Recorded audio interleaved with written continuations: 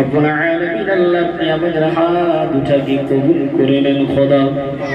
রব্বুল আলামিন আল্লাহ তোমার বান্দার আল্লাহ বড় আশা নিয়ে আল্লাহ তোমার নবীর ঘরে হাজির হয়েছে গো খোদা। রব্বুল আলামিন আল্লাহ মাঝি ভাই সাহেবের জন্য আল্লাহ বলি মিলাদ শরীফ খোদা।